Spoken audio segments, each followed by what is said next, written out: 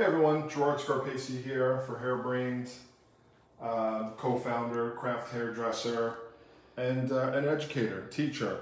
I would love to share with you guys today a technique that I've used for many, many years, and probably many of you have seen it before. So basically twist cutting for curls. In this case, we've got permed hair. Beautiful perm by our friend Shraddha. And Kelly, who's behind the camera, can give some more details there. But something, that I've done for many, many years is with curly hair, when I just want to take weight out and give it a really organic shape, is to use a twist cutting technique where you take the actual curl pattern. I like to do it damp, and we can talk about that, but taking the hair damp, twisting it in alternating directions, as long as you can remember. It's not the end of the world if some of them both go in the same direction. But I do find you get a nice kind of more organic quality when you go in alternating directions. And then without closing the scissor all the way, gently opening and closing as you work your way down. And in this case, actually even kind of creating the length at the end with a little bit of back cutting. Just trimming those ends off a little bit. I like to leave them in the twists so that I can stay precise in the hair that I'm working on. Now this particular mannequin, this is the Irene, and Irene already has kind of like a basic long layer.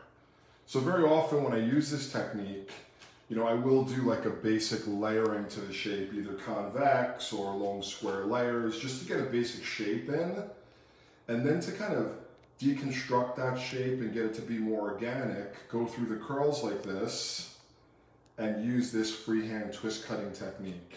And essentially, what the twist does that's so great is it kind of protects what's on the inside of the twist, and it puts these little micro invisible layers on the outside of the twist. So it will help, I find it really helps that curl to get more expressive, get more movement to it. It leans it down, takes out like bulk if you've got kind of a big heavy shape, and just really gives an organic vibe. So here you can see, the twists based on the curl pattern. Then at this point, I usually start to comb it through. Comb it through, and you can see how it just kind of tapers out to the length a bit. In a way, I think a lot of this kind of cutting is similar to balayage with color. It's about a graduation. It's a bit denser, and then it gets finer and finer and finer toward the ends of the hair. Provided that's what you're looking for, this is a great technique to work with. I just want to take a moment and say hello and welcome everybody that's viewing with us, Steven Statlin and a few of our awesome viewers here. Jose Rivera was wondering, isn't it hard to read the curl pattern using this method? I don't feel that it is for me. So, I feel that, let's think about it. Curl that's damp is the truest curl it's going to be. It will shrink up by the time it's dry, but I'm not really worried about that because I'm not really taking length off. I'm just trimming some of the dead ends here. So when it's actually damp like this, I go, and it's not soaking wet, it's just damp. Now, if it was dry, I couldn't do any of this stuff and stay organized. I love dry cutting, just freehand, free form, curly hair. This is just a different method. I find it a bit more technical. And to me, and again, everyone's different. We all have different eyes. For me, I read the curl pattern better when it's a little bit damp. Because that's, once hair is dry, pieces get pulled, they get changed. As I'm pulling and twisting, I'd be changing and distorting the curl. But since it's damp, I find it's going to stay consistent. All right, the first section I started from below the neckline here because I didn't want to take too much weight out. Now that I'm in the middle, I'm going to come in from about the base of the occipital bone. So I'm actually starting this section up a little bit higher. And again, working my way through. Normally I would do it with the scissor this way. I've started to kind of play around going this way, doing a little bit more of a back cutting technique. And I've just been finding that fun. Been doing a lot of back cutting lately. I spent some time with my buddy Michael Polsinelli doing some education, and he really inspired me with the back cutting. So trying to kind of integrate it into a lot of things. Twisting, starting a little bit higher up the strand in this case because I want to take a little bit more weight out. And again, trying to stay very, very consistent with what I'm doing. Is weight removal the goal of this technique? Totally. Yeah, I previously, when the hair, actually I didn't even have to because this is the Irene mannequin. The Irene comes with like a long layered shape to it. So, you know, if you want any kind of visible shape, you know, you do a quick basic shape of long layers and then go through and deal with the weight this way. I'm not going to do anything behind the ear right here because I don't want to take any weight out there and lose any of the bulk. Come through. Trying to remember to go in opposite directions each time, although it's not the end of the world if you forget one or two times. Ask me how I know.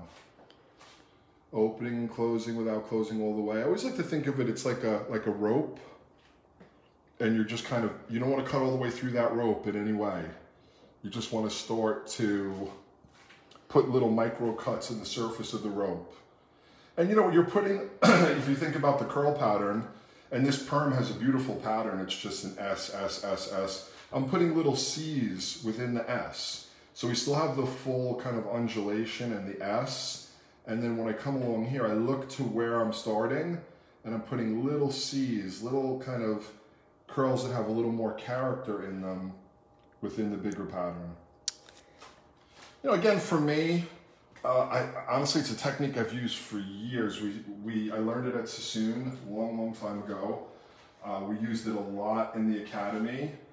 And so I'd seen it, you know, again, I've seen it done literally hundreds of times. And then throughout my career, when I have clients that want a more organic shape, you know, they don't want their curl to be too shapy or too square or too round. They want it to just kind of have an organic quality to it. I've had lots of success. And again, you know, talking about repeat clients, I have some clients who have cut for years this way. So again, just sharing from experience what's worked well for me, and hopefully that'll spark some ideas for you. Sherry was wondering, when we're finished here, if you can post the dry results after she's styled and dried. I'm gonna do, you know, this hair, it's, like I said, it's only a little bit damp. So I'm gonna put some product in and I'm gonna diffuse dry. It probably will only take a few minutes because I'm not working with soaking wet hair here. And this isn't a very complicated haircut. It's actually quite simple. I just work with panels based on the head shape. So I don't think it's gonna take me too long. But, you know, complicated doesn't always mean good. Simple doesn't always mean good either, but in this case it is a simple technique. And again, it doesn't have to be the whole haircut. You can do a technical shape, you could, you know, it's just a great way to remove weight. Sometimes, you know, with my curly haired clients, every third or fourth time, I'll do the technical layers or the technical graduation. And then, you know, each time in between, this will just be my way of kind of maintaining it because maybe the length hasn't grown a ton. And really they're just concerned that it's gotten bulky. Bulky, exactly, yeah. Okay, starting in the center. You know, trying to, I know where the panel is. The panel is from about the middle of the occipital bone to the crown, so I try to just pick that hair up. I don't want to keep cutting into hair that's already been cut. Twisting, I don't make the twist like super tight. It's kind of a bit on the looser side, but a definite twist. See where my length is. Can elevate a little bit as I go up the head. Elevation will actually encourage a little weight removal. Then think about where I want to start. First section was just the perimeter. The second section I went in deeper. I'm going to go in deeper again here from about the base of the occipital bone and right the way through. Jocelyn was wondering, how many panels of sections do you do for this? And this, you know, it depends on the head shape, but I'm doing like basic head shape, like nape to the bottom of the occipital bone, bottom of the occipital bone to the middle, middle to the round of the head. Then there'll probably be one more panel here, and that should leave me with like a triangle on the top. So 1, 2, 3, about 5, maybe 6 panels, depending. And again, you know, I feel like I can see the curl pattern very well when the hair is damp. It's got a little leave-in conditioner to it, and it also allows me to comb through. Okay, making sure I'm not picking up too much of the hair. I think last time I twisted to the center, so now I'll twist to the front, lightly, but with a good definition. Trying to start in the same area. And 1, 2, 3, 1, 2, Jose has a great question. Would you do anything differently if you wanted the hair to expand in certain specific areas and create volume, like let's say in the crown or through the top and sides? Underneath, Jose, it's a great question. I mean, coming from the top removes bulk and kind of makes things leaner. I could do the same technique more from the bottom, and then those little pieces would help to support. It's all, well, actually, I want to go the other way. I was going to see towards the center, now I want to go towards the face. It's all the same basic rules of hair cutting, apply to a certain degree. But I'm coming from the top here to do a little bit more collapsing. The shorter pieces are on the top, but you could definitely do the same technique from the bottom. And I have done plenty of times before. Yeah, again, just trying to share things that, have worked for me. So where did I go that time? I went towards the face, away from the face. Come through, cutting curl by curl, literally. Just, kind of looking at the pattern and working through. We were in the studio for the past 2 days, filming some new great courses for our hblive.me platform. We have 2 more color courses coming from Tabitha, Hair by Tabitha. She's incredible. And then I did a cutting course on type 4 curl, very, very curly hair, how to kind of get a combination of technical and visual cutting. And then also a cut similar to this, not exactly the same, but using this back cutting technique to bring out wave and movement. So around the face, I might bring these pieces a little bit forward, right? Just so that we kind of get a little more lightness around the front of the cut. And just being real gentle here because the hair gets finer. So my pressure is very light. And Jasmine is wondering, does it make a difference with which direction you twist the hair?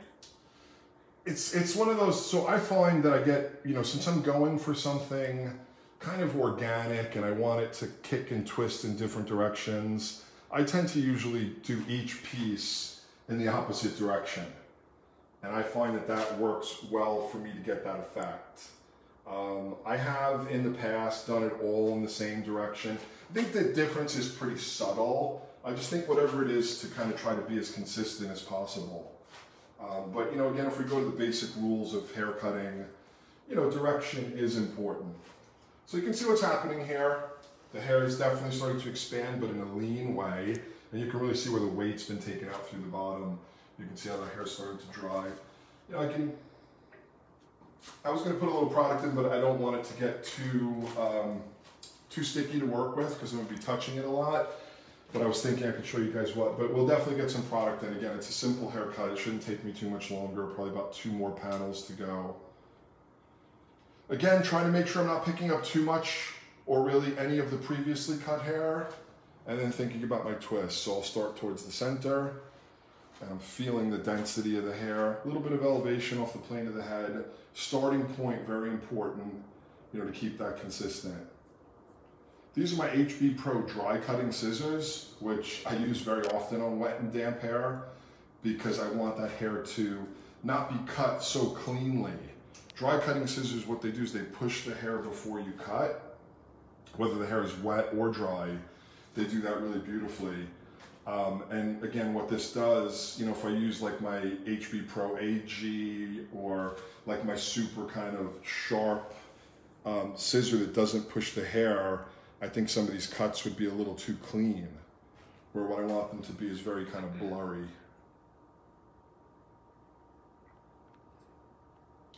Yeah, I encourage you to try it if you haven't tried it. I know I could think of many, many years ago, probably in the early 90s when I first saw cutting like this, I was like maybe a little bit like, whoa.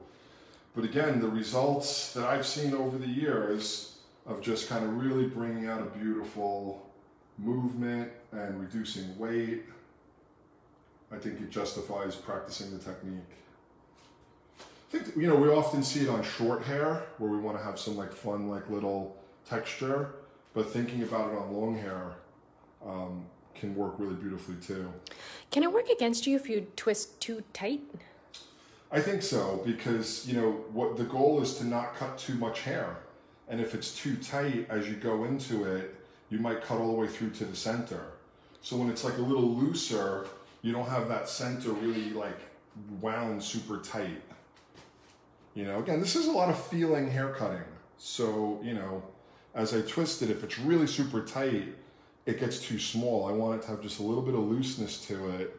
So as I work, I don't cut all the way through.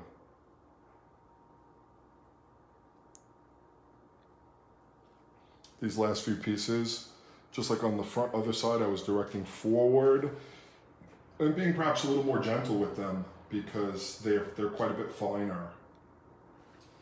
Again, we're working on a perm here. This is the Irene mannequin she comes with, you know, probably type 2 hair, basically straight with maybe a little tiny bit of wave.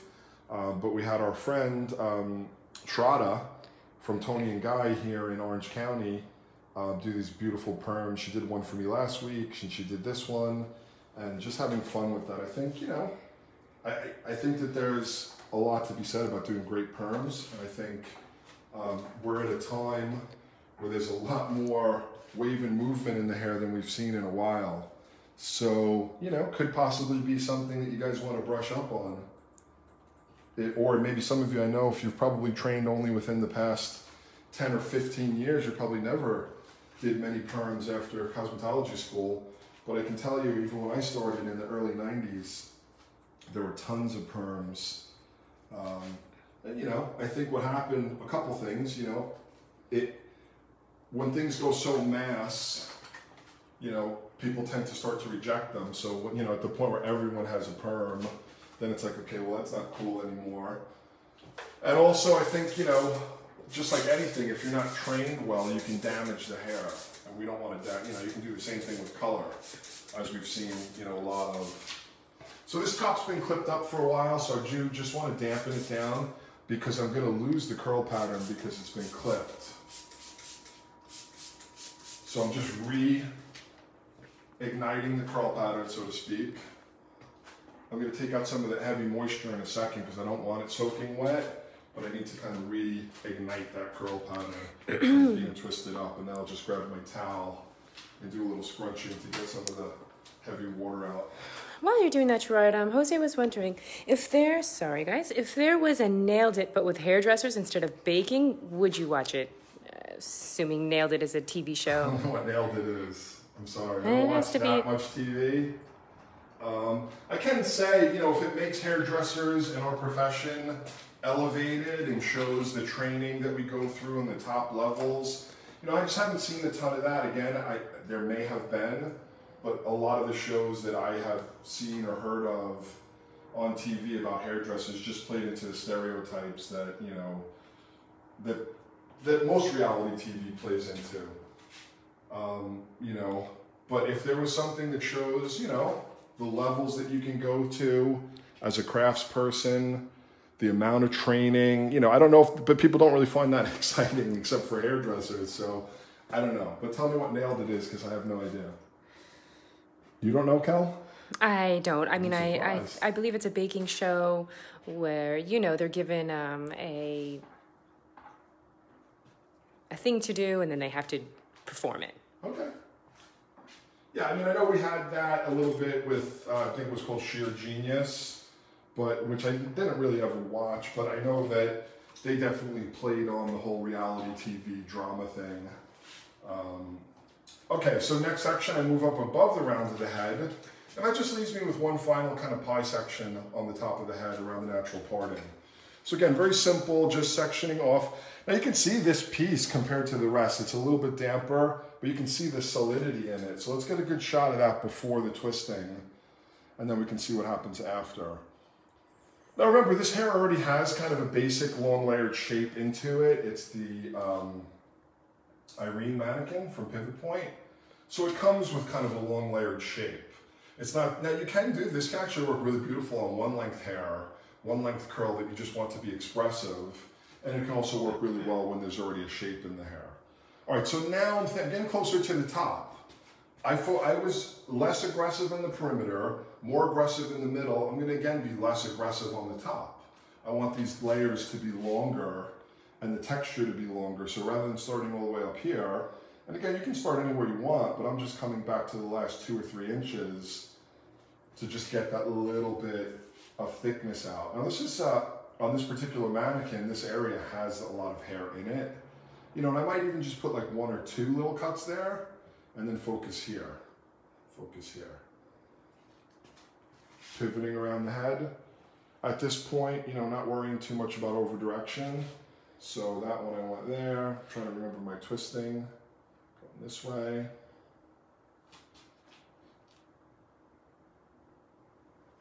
And again, this kind of cutting can be really quite fun to do. It is for me. Putting a few more little cuts up in here, but not many. Just 1, 2, 3. And then more on the ends. Working my way around. Dropping out the underneath hair. Forward.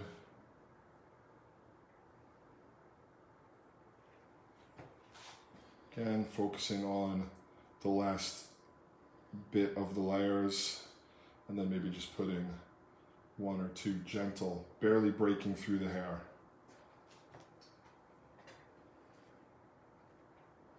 Working my way around. I do find, you know, as I was mentioning earlier, that this type of scissor, the dry cutting scissor with the fatter blades, because they don't cut so clean. Literally, they push the hair before they cut, so you're not going to get these really like, you know, blunt little marks. It just disappears into the hair. So even here, I just put a few little guys on the surface at the top.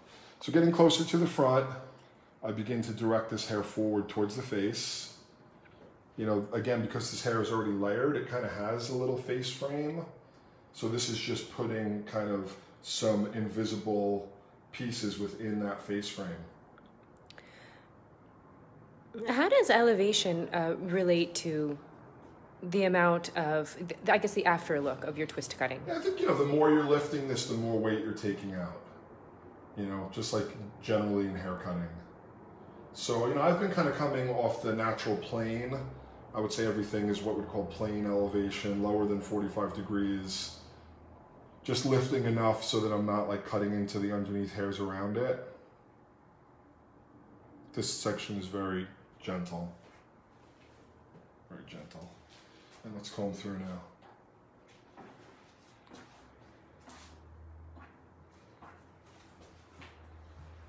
You can see how it just disappears into the shape.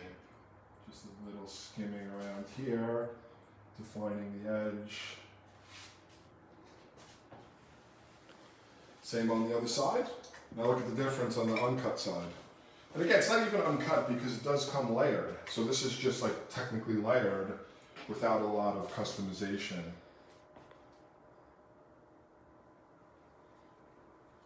So not too tight with the twisting. In this area, focusing more on the ends and then maybe putting 1 or 2 little twists closer to the head.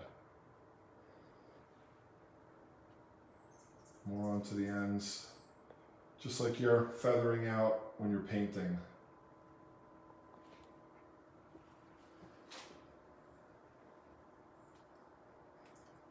Checking the silhouette and twisting.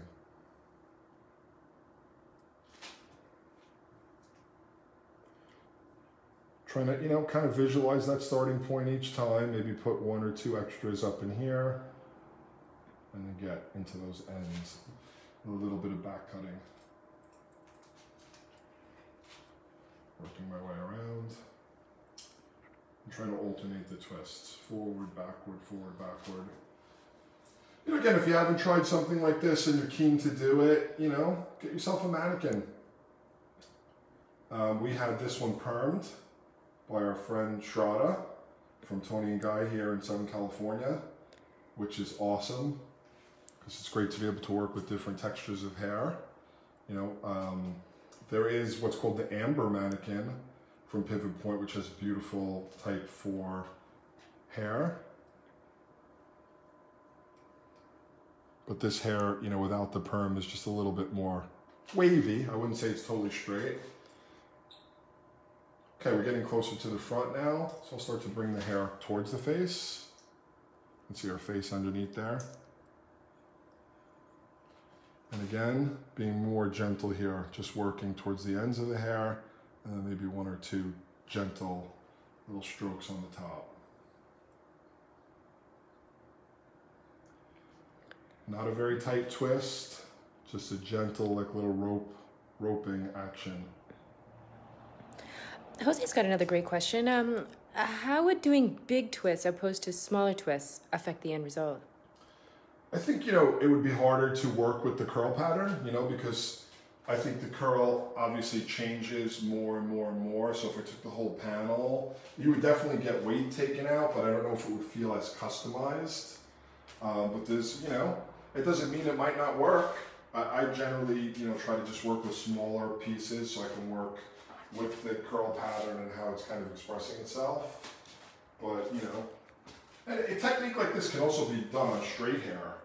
I mean, twist cutting can be done, anyone who's around in the 80s and they were doing a lot of creative kind of punk stuff, you could take straight hair in a ponytail and twist it all the way up and just, and get this kind of really cool, kind of punk layers. I think, here's the thing. There is no right and wrong in cutting hair and dressing hair. If you're a skilled craftsperson, try everything, see what works and see how you can make it your own. I personally, try not to say, I always do this and I never do that. But that's just me. I don't say, oh, I always cut dry hair, I always cut wet hair. I never, I cut everything clean, I cut everything with a razor. Your career is going to be so long, hopefully. So what I found, because I did start my career that way, very ideological about what was right and wrong, I found that pretty much everything that I said I would never do, at one point I found myself interested in trying and doing. So this is the last bit, and I'm not even going to go up into here at all. It's really just these ends from here down. Because, in this case, I don't want to have too many little pieces on the surface, just focusing on the ends. Would it look like a little flyaway or perhaps like maybe even damaged if you go too high? Not necessarily. I don't think it would look damaged, but it would. I want the weight here so that the hair doesn't expand too much. I don't find that this technique, and we'll see as it dries what we think, I don't find that it makes the hair look damaged at all. But if I go up closer, it means I'm going to have shorter layers here. So I'm going to have more expansion, and that wasn't kind of what I was looking for.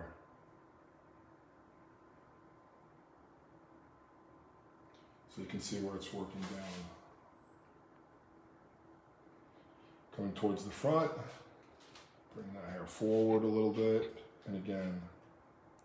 How would this technique work with hair that's super highlighted or very highly colored? Well, again, it can work. If you take curly hair or any type of textured hair and you super highlight it, it's going to tend to look duller and frizzier. So, you just have to be cautious about, any type of technique that roughs up the surface more. And a lot of that can be cured with proper product, proper conditioning, proper shampoo. So it can work. It's just, again, a matter of what you want that surface of that hair to look like. Because, highlighting, generally with bleach or high lift color, it roughs up the cuticle. That doesn't have to be in a bad way, obviously, because it's something we all do a ton of. But, the more you want to rough up the cuticle, the more it's going to have to be cared for. Okay, so completed this side. I want to put a little bit of moisture into it, especially around the front. Again, you can see what's happening here. We're going to put some, I got to still have to finish one more panel, but I did want to, again, visualize and see how things are going. Okay, it's feeling good to me. It's complementing the basic shape of the layers that were there. Same here. Just a micro mist again, keeping that hair, I'd say 40% damp. Not dripping wet in any way. And the thing is, if you tried to do this technique, not that you couldn't do it dry, but you'd really start to disturb the curl because you're taking dry hair, twisting it, pulling it. So at some point, you'd have to either dampen it down or do something to get the curl pattern back. So I find having a little dampness in the hair, it kind of keeps the curl pattern in. Going in opposite directions. Focusing now lower. you know, taking off any little thin pieces on the ends that I see if it feels a little too spindly on the ends. We just kind of back cut it off a little bit. Does it matter how deep in the V you go when you cut this, or the angle of the scissors? Yeah, I find, you know, the deeper, the more accurate the cut. If you're kind of working on the tip here, you're not going to cut as much. So if you're trying to be perhaps a little bit more light-handed, you could work more towards the tip. Just like anything, it depends on the scissor and how it's sharpened. But with these, you know, when I want the most accurate control, I go kind of right in the V and I work. Then I've got, you know, all the control. If I want to be a little more gentle, I could go like this, and I can't even guarantee. And close your V down a little barely bit. Cutting hair, you see this?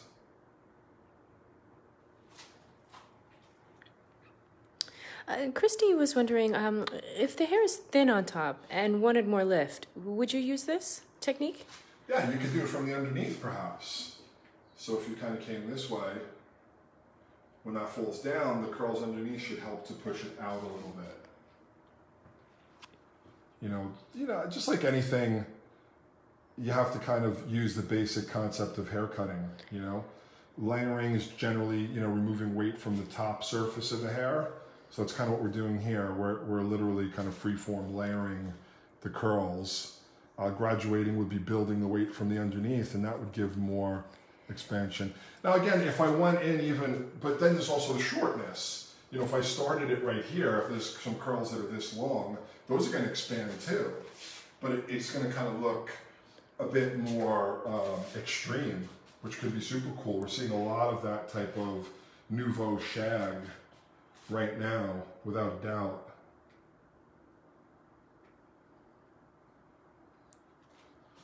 I feel like I could go over this side a little bit more. I kind of went through it quickly with a very light hand.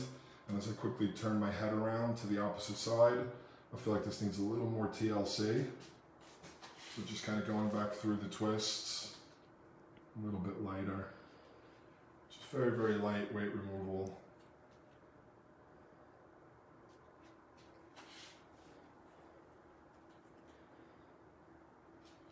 Just comb through. You can see what comes out here.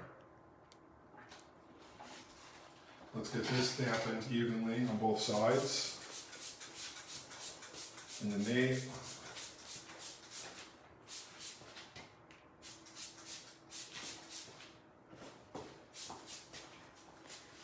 Now let's look at our perimeter and then we'll talk about drying.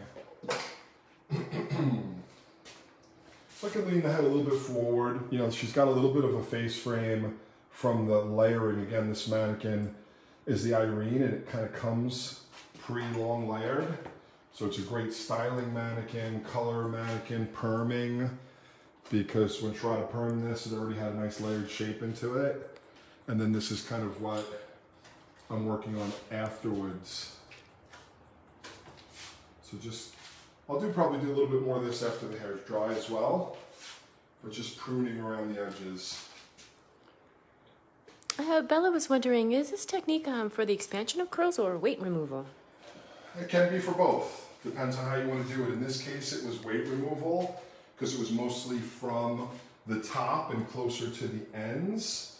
But you know, if I did a little bit more from the underneath, or if I started closer to the root, then we'd see a lot more expansion. And then, you know, a lot of that has to do with how you dry it as well.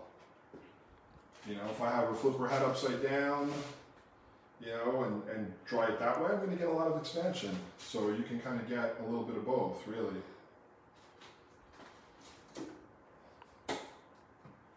Okay, so to get this hair back on track now for styling, it's going to go through in panels. I'm going to use a little bit of the kind of wet and go concept here. The product application is super important.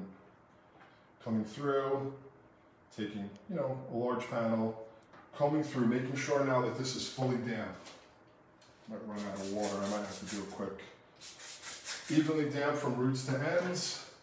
Today I'm going to try a new product that I haven't tried before, the 72-hour curl defining gel curl from IME, from Wella. So we just got some new Wella products. We're fortunate to have had Wella's brand that supported Hairbrain really since the beginning. So, you know, in our education, we work with their products as well as other brands, and today I'm happy to be using the IME. Really getting that through roots to ends and looking for that natural separation in the curl. Next panel. So, you know, getting that hair from the cut stage into the finishing stage is crucial. Taking your time, kind of doing it. Get it redamped from roots to ends.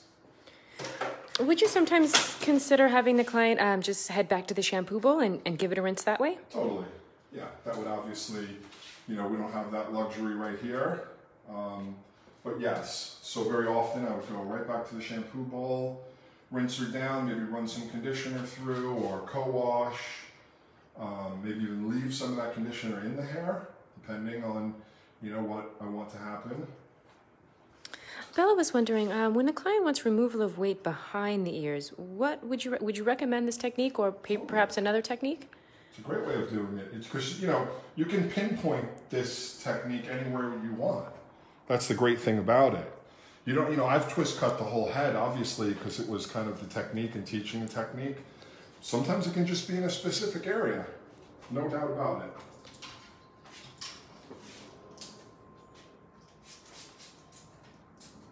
So if you're interested in learning more about styling curly hair, I'm going to fill this up really quick. Kel, maybe you can say hello to the audience.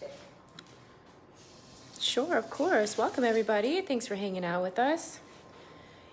Here's a look at where we're at.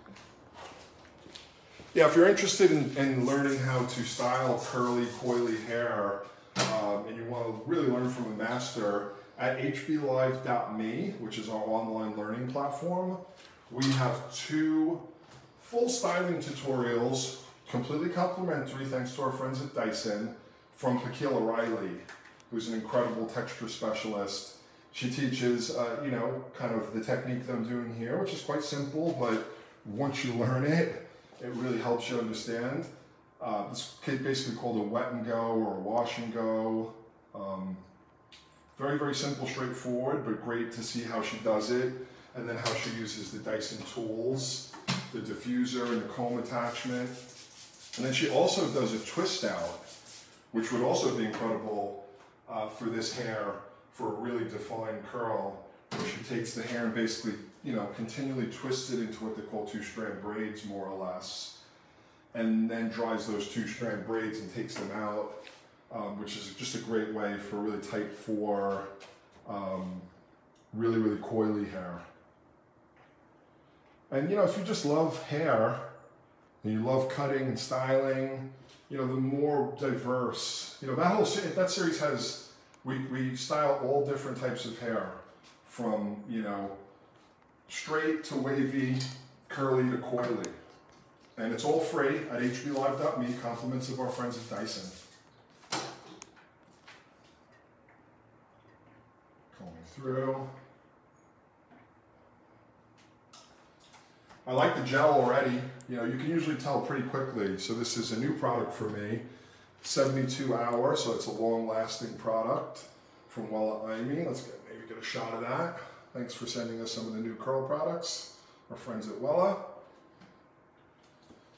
And I'm liking this already. It's like a cream gel, works through the hair really nicely, and you know, this is a good sign. You can see what the curl's already doing.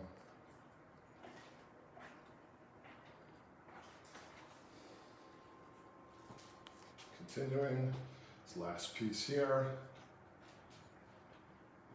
Make sure that it's wet, evenly wet, roots to ends. Make sure that it's got no tangles in it.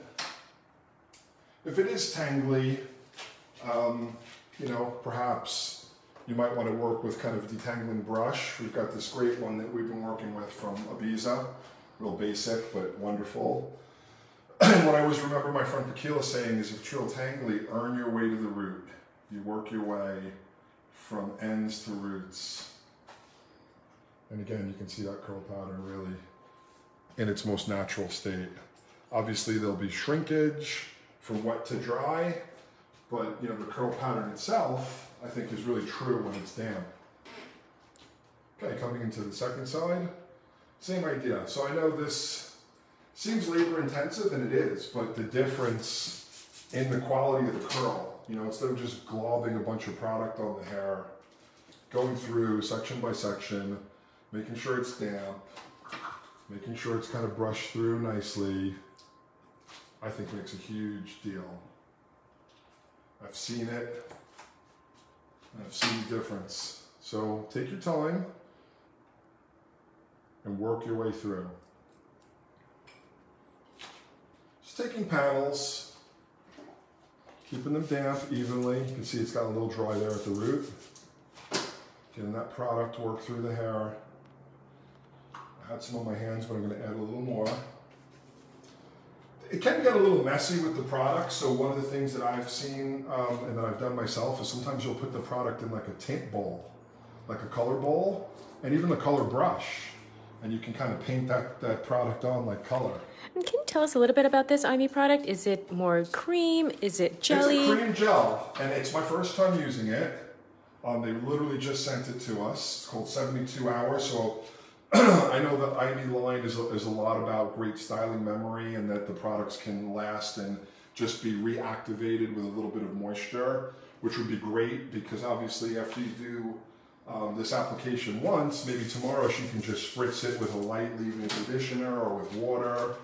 And I believe that's kind of the concept here. It's a cream gel. You can see it in my hand right here. It's not especially sticky in the hands. Cream gel. It's got a little bit of stick to it, which is good because that means it's going to define, but it doesn't feel extremely sticky. It's more creamy.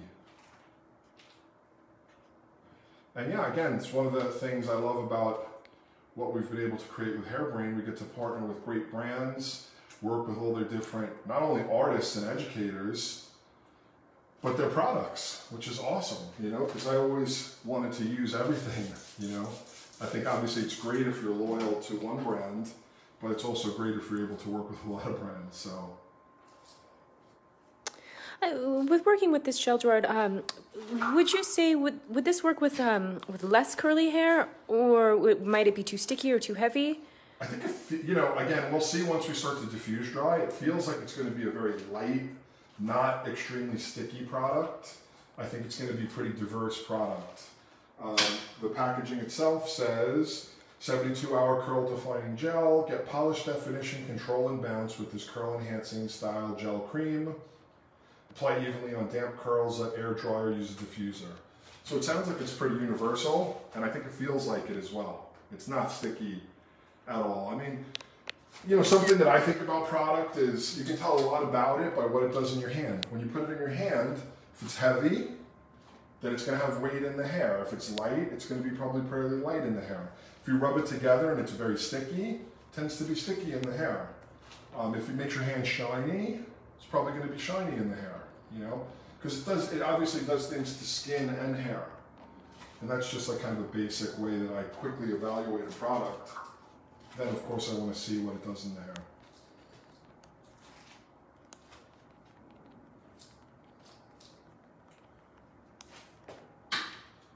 So really getting that, working it through, and then shaking it.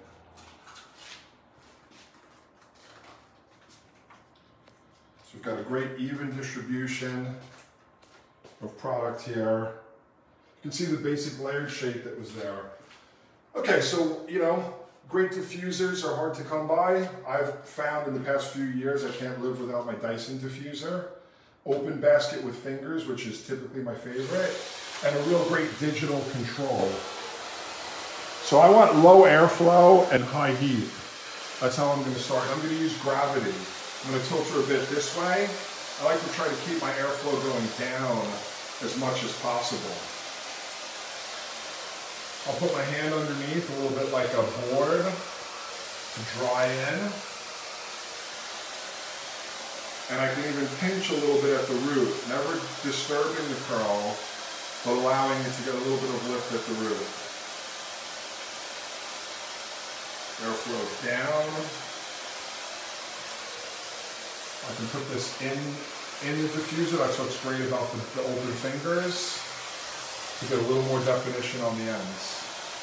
Can you talk a little bit about the difference in product between gel and cream?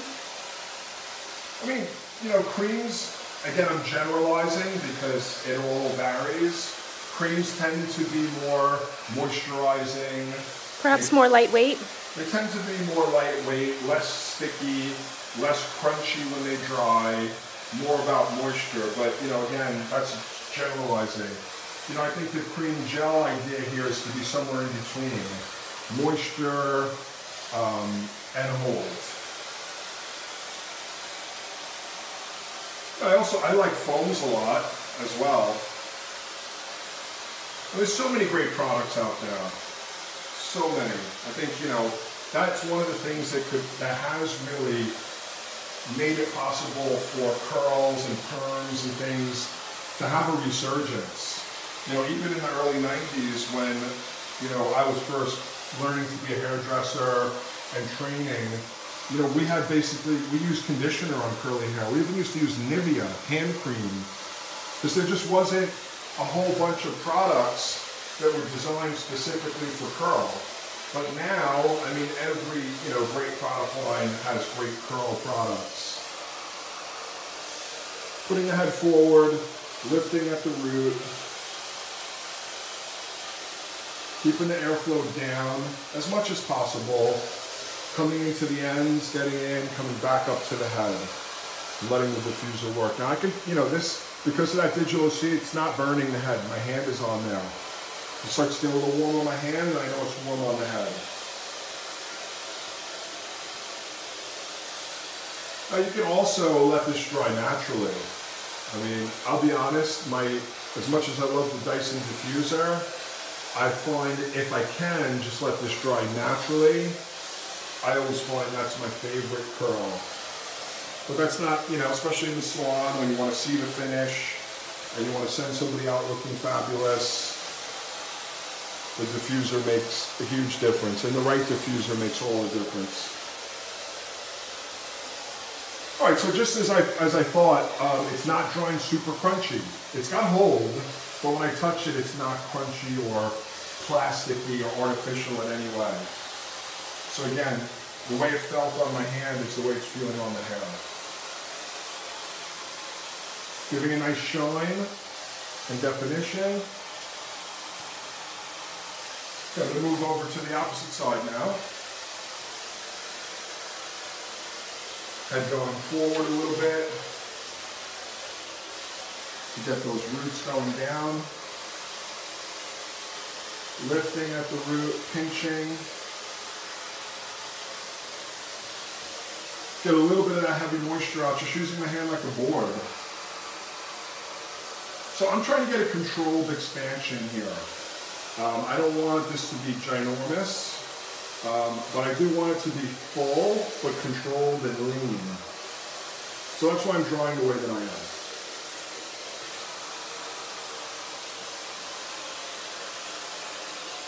Lifting the root, a little bit of lift at the root. Do you ever dry your clients upside down, or do you feel like that creates the curls drawing in an unnatural position? No, if I wanted more volume, I'd dry her upside down.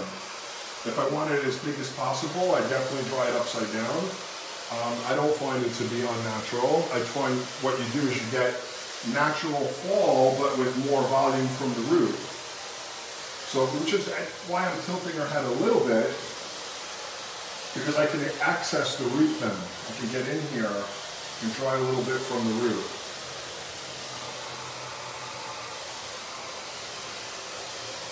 You know, I definitely think even though it's quite simple, you know, natural drying, diffused drying is an art. And I think unfortunately a lot of hairdressers don't do it as much because they think, oh, I gotta blow her out to make it, you know, feel like she's getting value. But I have found, you know, I don't do a lot of blowing hair out at all. And I have found that, you know, when I teach clients how to do it, they go, wow, that's a way I can do this at home and make it look incredible. And what products do I need? What dryer do I need?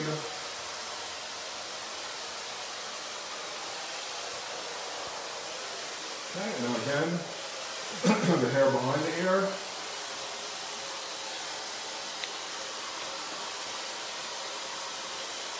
Downward airflow, forward and downward. I will move the head in different positions. So first we're kind of going forward to get as much of the moisture out and get the roots alive. But then we're going to flip her in a few different positions. But you know, whatever you do first is going to kind of start to set the root. So in this case, just having it a little bit forward but not completely upside down is giving me some root lift, but not huge amount of expansion.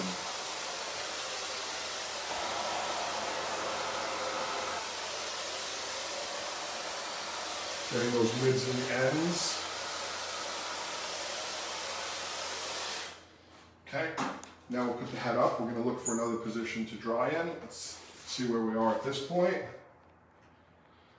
Okay, now I'll sometimes go back. I'll have the client, especially if I'm not looking for a huge amount of volume, I'll have the client lean their head back on the back of the chair, put a little towel roll here or a little cushion, and now dry the hair in the opposite direction. Think about wrap drying straight hair. You push it forward, you push it backward to get movement. And here you can see how you can't really see through the hair. It's darker. And then right about here it starts to be more see-through. That is what the twist cutting did. So you've got plenty of density and then it tapers out, like graduates out lighter and lighter.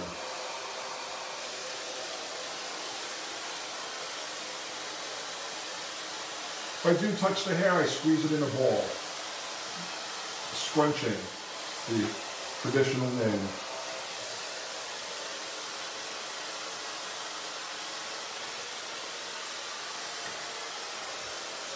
Coming to the opposite side. I'm going to turn the airflow up a little bit. The hair is almost dry. And I'm being very delicate with the direction. So I think I can get away with a little bit more airflow. See, it's not disturbing the curl at all.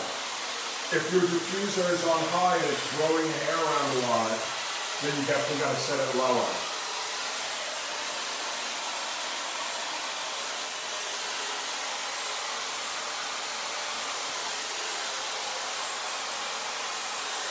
And coming back into the head. Touching the hair but never stretching it or disturbing it.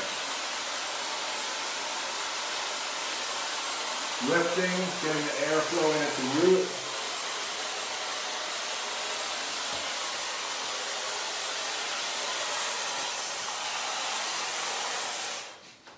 Again, let's start to say.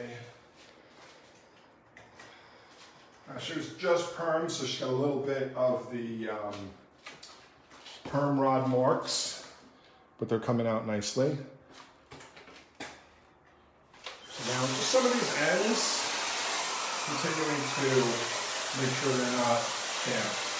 All right, Troy, we got lots of support from our audience. A friend from Russia saying great haircut. Maria as well. Lots of love for your haircut today.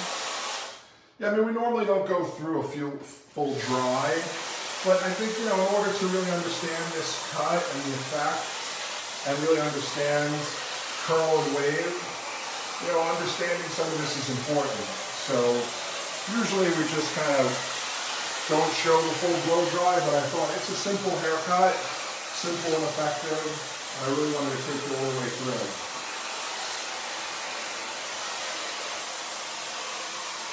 So thanks for staying with me.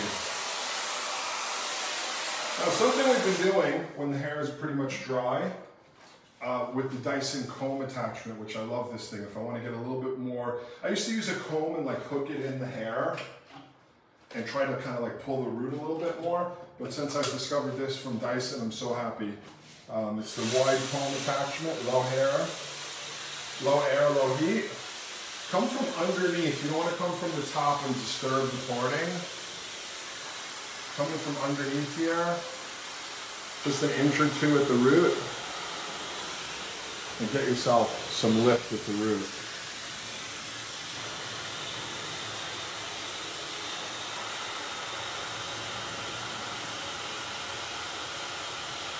Get some air in the root there.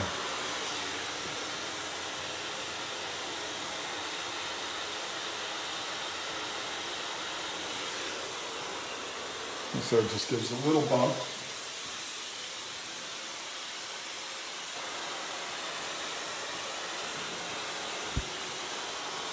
I'm really just focusing on the top. You can obviously go through the whole head, but I like what's happening everywhere. I just wanted to get a little bit more in here. Obviously being gentle not to pull through the curl. It's just that 1 or 2 inches. Coming underneath.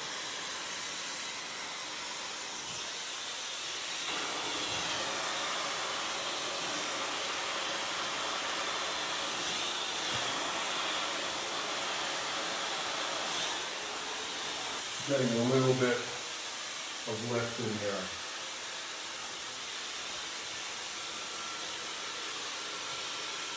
Come through both sides a little like that.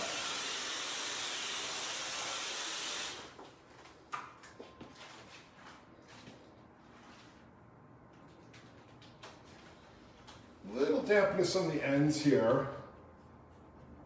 So kind of squeezing it in. I'm going to put the diffuser on for about 30 more seconds. Just bear with me, and then do a little bit more dry cutting. Just in here where the hair is really the densest.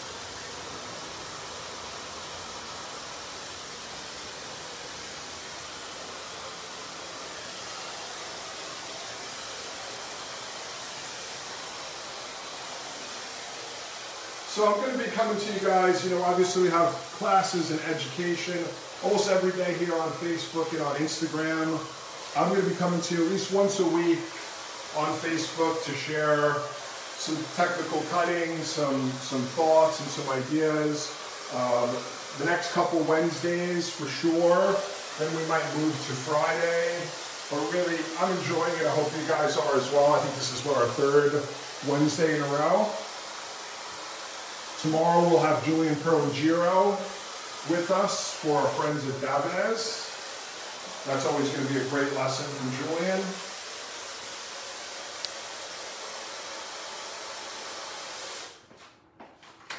So now again, just coming back, once the hair has been dried off, I would typically have her shake her head, but it's going to be easier for me to kind of just take the mannequin and shake it a little bit, get her to shake it around.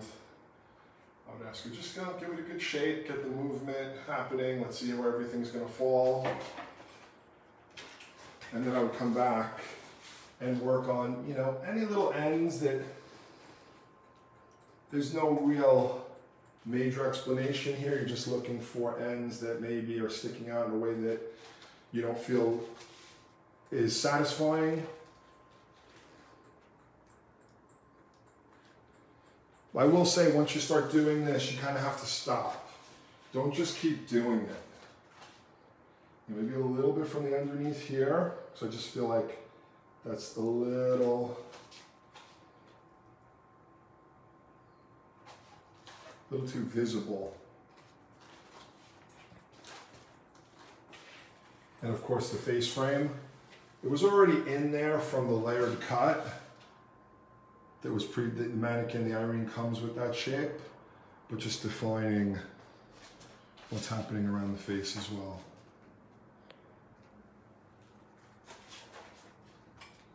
Could lean it forward a bit. You can see there's a little bit more weight here.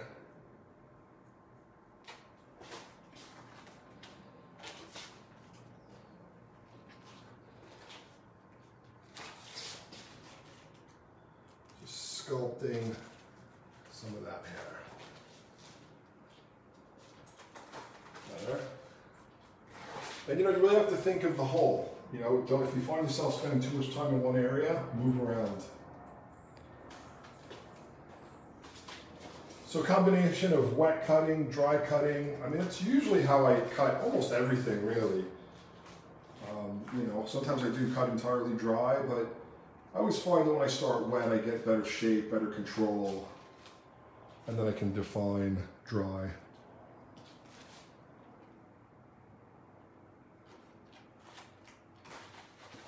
Coming in one last time. Jackie's saying thank you. She really enjoys these classes.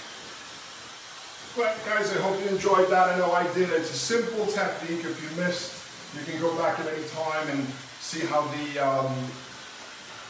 the twisting was done and the weight removal. Now just loosening it all up. I mean, once I've got that curl finished, I can disturb it a little bit, like deliberately, just to kind of get it a little bit more fun.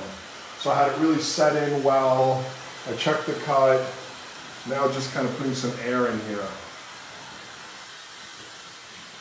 You know, again, if the curl wasn't well defined, that wouldn't really work.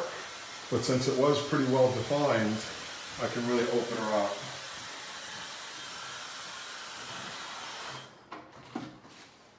Well, thanks again, guys, for tuning in. Thanks for all your questions, and thanks to Kelly for doing an incredible job capturing the lesson. And I hope to see you guys again. We'll see you next week. And of course, we want to say a big thank you to Shraddha, Master Shredder _PhD on Instagram. Yeah, that's our perm master. Perm master. She did a great job, and we thank you for that. All right, everybody, have a great day. Peace out, guys.